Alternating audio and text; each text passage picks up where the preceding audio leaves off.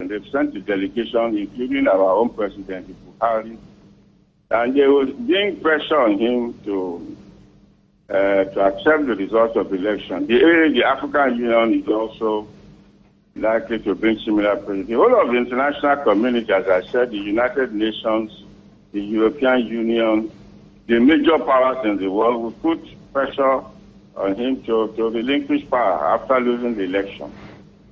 Well, as part of putting pressure on him, the president of the West African States Group says military intervention will be considered. Do you think this is a solution that should really be considered? I doubt it. I doubt it. I doubt it. Why? Why do you doubt it? Look, the elections have been adjudged free and fair. There were international observers at the election. And I just don't see how you can persuade the international community to review its judgment that the elections were free and fair. As I said, it's just a gimmick. And he must remember what happened in the Ivory Coast when French troops eventually were brought in to remove Gbagbo. He would not want such a thing to happen to him. What if the military troops are actually sent in? What is likely to happen? What is likely to happen? Yes. I don't think it will come to the point where military force will have to be used to remove him from power. The Gambia is a very small country. It probably does not have more than 10,000 troops, even if it's up to that. And there can be no resistance to international military action against him.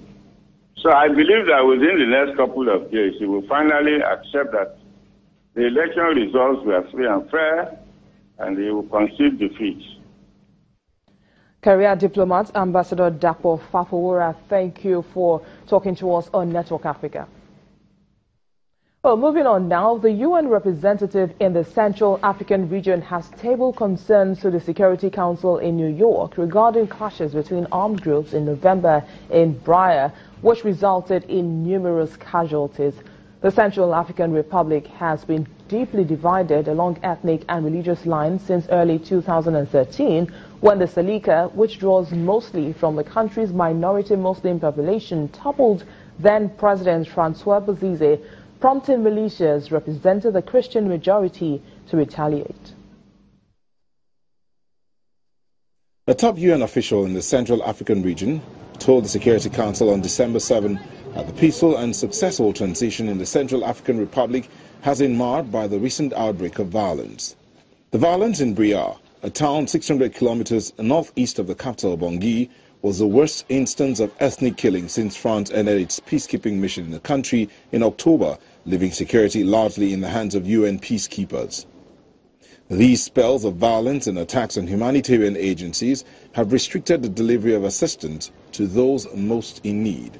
The acting head of the UN Regional Office for Central Africa, Francois Fall, says the violence was a reminder of the fragility of the situation in the conflict-ridden state. The recent outbreak of violence resulted in high numbers of fatalities, demonstrating once more the extreme fragility of the situation, as well as the continued threat that the presence of armed groups in the country represents for the entire sub-region.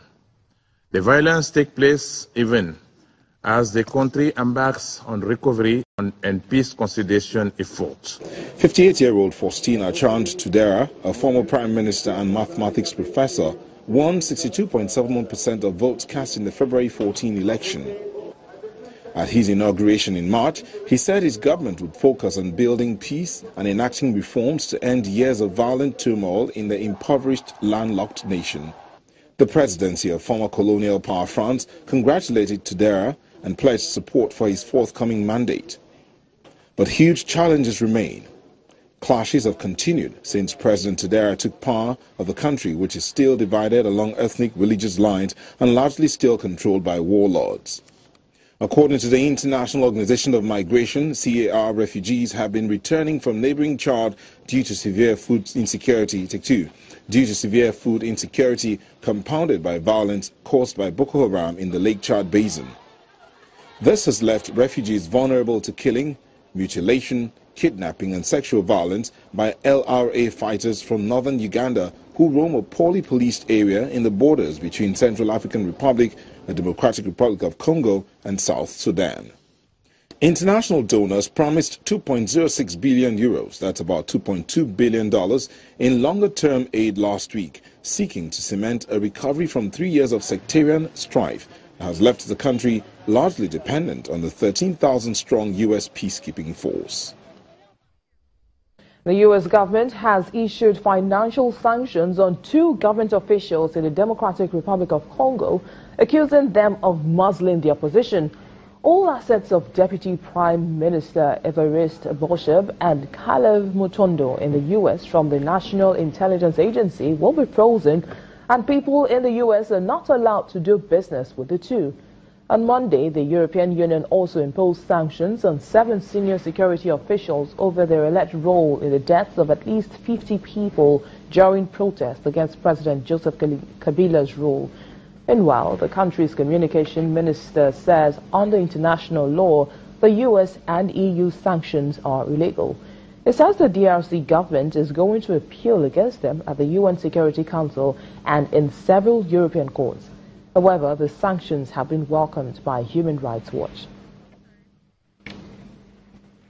And the U.S. has announced an additional $92 million in aid for people affected by the Boko Haram insurgency and food insecurity in northeastern Nigeria and the Lake Chad Basin region.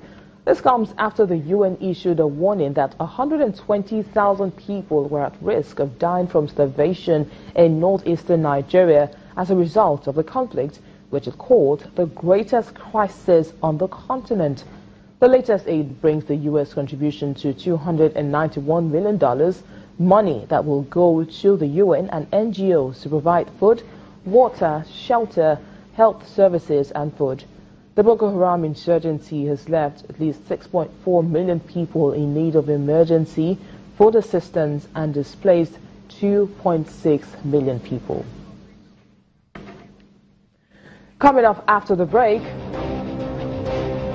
highlight of Channels Television's 21st anniversary gala night. Do stay with us.